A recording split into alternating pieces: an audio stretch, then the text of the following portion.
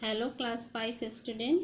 Today we will continue our chapter 3. Chapter 3 is bone and muscles. In previous class we discussed about different parts of skeleton system. Today we will start our chapter from joint. Joint. If our bones were not jointed or did not have joints, we would not be able to move. अगर हमारी body में joint नहीं होते तो हमारी body move नहीं कर पाती.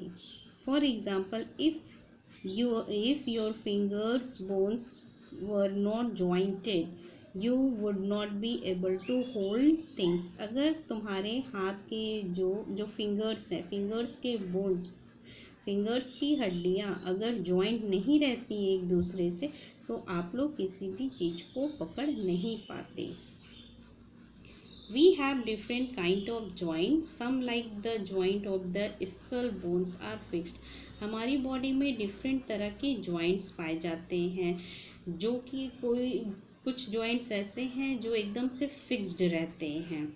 ओके, जैसे स्कल. देखिए, स्कल में ये एक बोन नहीं है, ये कई बोन्स से मिलके बना है ये स्कल. और यहाँ पे जो बोन्स हैं वे एक दूसरे से एकदम अच्छे तरह से फिक्स्ड हैं, इसलिए ये मूव नहीं करते हैं एक्सेप्ट दिस लोअर जॉ को छोड़ करके. सारे जो स्कल्स के बोन हैं वे अच्छे से फिक्स्ड होते हैं. They don't move. जो फिक्स्ड जॉइंट होते हैं स्कल में वे मूव नहीं करते. Other like the joints of the leg और आर्म्स आर मूवेबल. और देखिए, ये जो जॉइंट्स है, यहाँ पे जॉइंट्स है, यहाँ पे लेग्स में जो जॉइंट्स होते हैं, जो आर्म्स में जो जॉइंट्स होते हैं वे मूवेबल होते हैं. Movable joints are of many type. जो मूवेबल जॉइंट्स होते हैं वे भी कई तरीके के होते हैं, डिफरेंट टाइप्स के होते हैं. The ones that let us move most freely are the ball and socket joint. कुछ जॉइंट्स हैं जो बोन्स को एकदम से ही फ्रीली मूव करने में हेल्प करता है. ऐसे जॉइंट को बॉल एंड सॉकेट जॉइंट्स कहते हैं. ऐसे जॉइंट्स जो हैं वे यहाँ हिप के पास में मौजूद होते हैं, ये वाले जॉइंट में, और एक यहाँ पे प्रेजेंट होते हैं. ओके, ये जो अपर आर्म है और ये शोल्डर वहाँ पे. और ये जॉइंट कैसे दिखते हैं, ये इस तरीके के होते हैं. एक बोन ऐसे बाउल शेप का रहता है, कटोरी टाइप का रहेगा, और एक बोन जो है वो ऐसे बॉल के शेप का रहेगा. ओके, तो ये इसके अंदर में अच्छे से मूव करते रहता है. जैसे आप देखिए, आपके आर्म में यहाँ पे आर्म का ये वाला हिस्सा, इसको आप आराम से हिला सकते हैं. अपने हाथ उठाइए और घुमाइए. घूम रहे हैं ना, देखिए यहाँ वाले जो हैं वो चारों दिशा में घूमेंगे, अप डाउन अपर लोअर सब तरफ ये जॉइंट मूव करेंगे. और यहाँ वाले जो जॉइंट्स हैं यहाँ पे भी ये वाले हिस्से को आप आराम से मूव कर सकते हैं. क्यों? क्योंकि यहाँ पे बॉल एंड सॉकेट जॉइंट्स हैं. ओके, सेकेंड टाइप का जॉइंट्स होते हैं the knees and ankle joints are called hinge joint. They work like the hinge of the door or a penknife. They allow us to move our leg and arms backward and outward and forward, but not to swing them right around. The joints of the toes and fingers are also hinge joints. अब देखिए, यहाँ पे जो joints होते हैं, ये नी के पास हुआ, एंकल के पास हुआ, और ये फुट में जो है ये यहाँ पे हिंज जॉइंट प्रेजेंट रहती है. हिंज जॉइंट क्या करते हैं?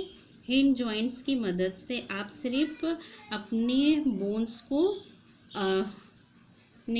को आप बैकवर्ड पीछे की तरफ और आगे की तरफ ही मूव कर पाएंगे. उसको ऐसे पूरा राउंड नहीं कर पाएंगे, पूरा 360 डिग्री आप मूव नहीं कर पाते हैं. ये इस तरह का दिखता है हिंज. आप देखे होंगे दरवाज़ा पे लगा रहता है हिंज, इसी की मदद से आपके जो डोर होते हैं, विंडो होते हैं, वे आगे पीछे मूव कर पाते हैं। सेम इसी तरह का ज्वाइनिंग हमारे यहाँ नीज में पाए जाते हैं। Okay, that's all about joints के बारे में इतना ही है। मसल्स, नाउ मसल्स किसे बोलेंगे? मांसपेशियाँ। What makes the bones move? Bones को मूव करने में क्या क्या चीज़ हेल्प करती है? वो है मसल्स। मसल्स ही हेल्प करते हैं बोन्स को मूव करने में। Every bones in the body that can move has muscles attached to it. जो भी बोन्स हैं हमारी बॉडी में जो मूव कर रहे हैं उनमें मसल्स अटैच रहते हैं।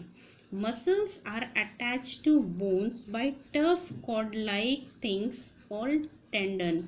जो मसल्स हैं और बोन्स, मसल्स और बोन्स को ज्वाइंट करते हैं एक टफ कॉर्ड लाइक थिंग्स। एक टफ थिंग्स जो है दोनों को ज्वाइंट करते हैं मसल्स और बोन्स को, उसको बोलते हैं हम लोग tendon. All the muscles of our body are however not attach to bones. हमारी बॉडी में बहुत सारे ऐसे मसल्स भी हैं जो बोन्स के साथ अटैच नहीं रहते हैं। The one that are attached to bones are called voluntary muscles.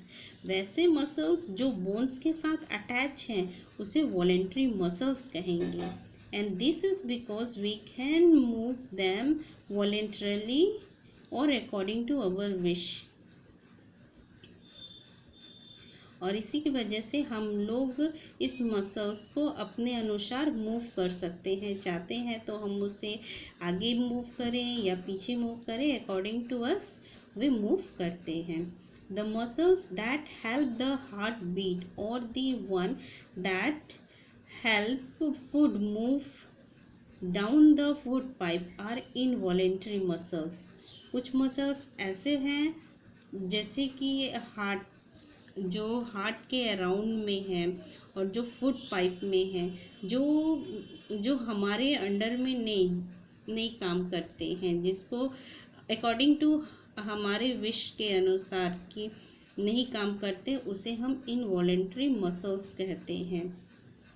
We have no control over this muscle. ऐसे मसल्स के ऊपर हमारा कंट्रोल नहीं रहता। ठीक है, वॉलेंट्री मसल्स ऐसे मसल्स हैं जिनके ऊपर हमारा कंट्रोल है। हम चाहें तो हाथ ऊपर कर सकते हैं, नीचे कर सकते हैं, ओके। पर इनवॉलेंट्री मसल्स ऐसे मसल्स हैं जिनके ऊपर हमारा कंट्रोल नहीं होता। जैसे हार्ट बीट, अगर हम बोलेंगे कि हार्ट बीट बंद हो जाओ तो बंद नहीं होगा, वो अपना कंटिन्यूअस चलता रहेगा, उसके ऊपर हमारा कंट्रोल नहीं है। तो ऐसे मसल्स को इनवॉलेंट्री मसल्स कहेंगे। Now, when a muscles attached to a bones contract, it pulls the bones and make it move. देखिए, जब मसल्स जो बोन्स के साथ में अटैच है, ओके, जो बोन्स के साथ अटैच है, फिक्स्ड है, वो जब कॉन्ट्रैक्ट करता है, सिकुड़ता है, तो वो बोन को अपनी ओर खींचता है, पुल करता है। It cannot however push the bone back in the other direction. वो दूसरी डायरेक्शन में बोन को पुश नहीं करता है, वो बोन को पुल करता है। और another muscle is needed to do it. और जो पुल कर रहा है मसल्स जो बोन्स को पुल कर रहा है, तो उसको एक दूसरे मसल्स की हेल्प चाहिए होती है। इस वजह से हम कह सकते हैं कि जो मसल्स हैं वे पेयर्स में काम करते हैं। One muscle pulls a bone in one direction, its partner pull the bone in the other direction.